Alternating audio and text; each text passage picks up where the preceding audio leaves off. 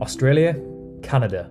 Two gigantic countries with low populations, incredible living standards, and friendly, welcoming people. Welcome back to the Geography Bible. I'm Sam, your narrator for the video. In this video, we'll be comparing two countries which are actually quite similar, but geographically are nowhere near each other. Then, once you've watched the video and dropped a like, of course, we will then ask you which one you'd rather live in and which one you would rather just visit, and why. We will compare their demographics, geography, economies, quality of life, and of course, we'll throw in some interesting facts along the way.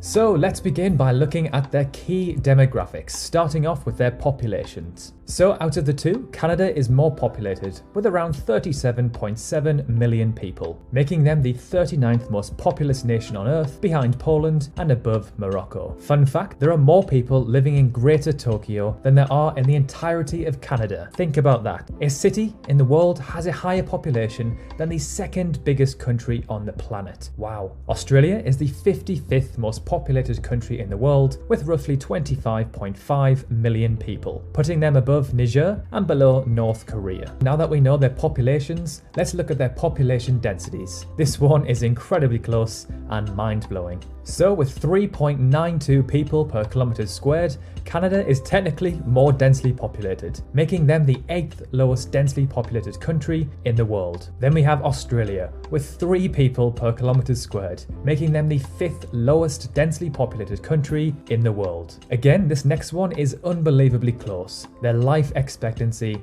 at birth. So Australia just takes the win here at just under 84 years, followed by Canada at just under 83. This means that Australia has the 8th highest life expectancy in the world and Canada is in 16th place. But are you ready for another crazy fact which actually counteracts the previous information?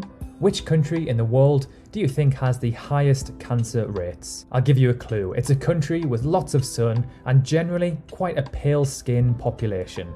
It is, of course, Australia. And then in 11th place, Canada. And finally, for demographics, let's look at the average age of the population. Now, a younger population is generally a better thing. This means a younger workforce and less of an aging population to hinder the economy and healthcare system. So Australia wins this one with an average age of 38.8 compared to Canada's 42.4. Alright, let's now move on to their geography, starting off with their total land area. This section should be interesting because they are both gigantic. Being the second biggest country on Earth, only behind Russia, Canada has a staggering just under 9.1 million kilometers squared total land area, compared to Australia's 7.7 million, which makes them the 6th biggest country in the world. While Australia is an island, it is considered a continent, but it technically is the biggest island on Earth. For a visual comparison of these two countries, let's hop over to thetruesizeof.com, where we can see the true size of these countries side by side. It is difficult to represent our 3-dimensional world on a 2-dimensional map, so this website allows us to see how big each country actually is in relation to each other. So by grabbing both of these countries and putting them on the equator, we can see their actual sizes side by side. So yes, Canada is obviously massive, but its proportions are incorrectly displayed on a traditional map. Let's now take a look at what percentage of these countries' landmass is covered in forests and also how much coastline they have. With 16.2%, 39% of which is in Queensland, of the country being covered in forest, Australia has significantly less than Canada at 34%. So more than a third of Canada's total size is actually forests. Canada actually has the 3rd most forest by area in the world, and Australia has the 6th. Okay, so before we reveal this one, out of the two, which one do you think has the most coastline? This country also has the most coastline out of any country on Earth. So if you said Australia, you're wrong, unfortunately. So with 202,000 kilometers, Canada has by far the most coastline in the world, followed by Australia, which is in 7th place with a measly 25.7k kilometers. Now, to my surprise, Norway actually has the 2nd most coastline in the world. Alright, so let's move on to the economy and some financial statistics for these two countries. Again, this is another one which is neck and neck. The resemblance for these two countries is uncanny. So let's begin by looking looking at their total GDP. The GDP can be calculated by adding up all of the money spent by consumers, businesses, and government in a given period. So with 1.3 trillion US dollars, Australia has the 13th biggest economy in the world, which is actually very impressive considering their population is only 25.5 million. This puts them above Spain and below South Korea. Then, with 1.65 trillion, Canada is the 10th biggest economy in the world, behind Italy and above Russia. However, Canada's economy is actually growing faster at just over 3%, and Australia just under 2%. Now that we know their GDP, we can calculate their GDP per capita by dividing their total GDP by their population.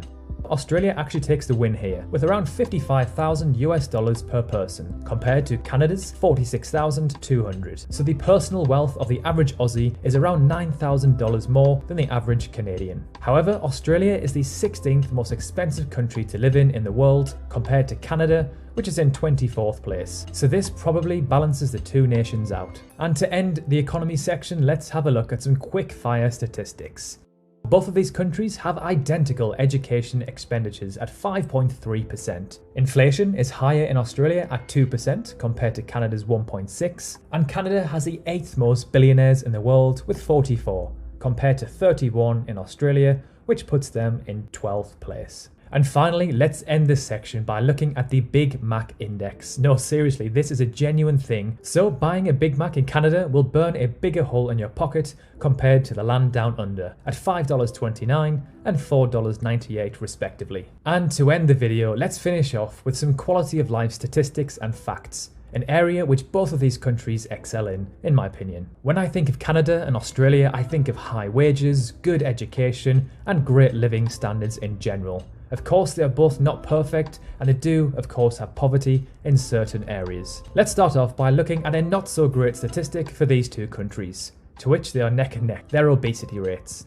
They pretty much have the same percentage of their adult population classed as obese, at a roughly 29%. This comes to no surprise as both of these countries indulge in a 21st century Western diet, and Aussies sure do love their meat, beer, and barbecues. Australia has more physicians and hospital beds per 1,000 people, with 3.8 and 3.59 respectively. When it comes to school life expectancy, Australia is ranked as the #1 in the world. The school life expectancy, or the SLE, is the total number of years of schooling, this is primary to tertiary, that a child can expect to receive. So with a staggering 23 years, Australia takes the win here. Canada sits in equal 7th place, with many other countries at 17 years, which is still very impressive. Australia just misses out on the top 10 happiest countries in the world in 12th place, which coincidentally sits behind Canada in 11th place. When it comes to the Global Peace Index, Canada ranks as the 6th most peaceful country on Earth,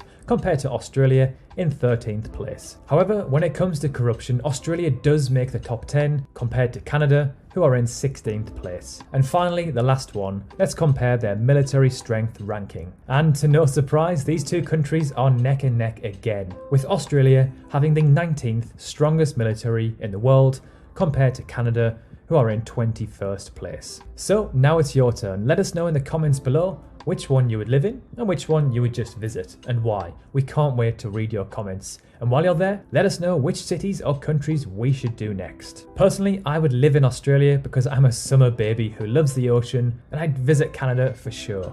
It's another dream destination for me that I hope to visit soon. So thank you so much for watching. If you enjoyed the video or you learned something new, a like would be much appreciated.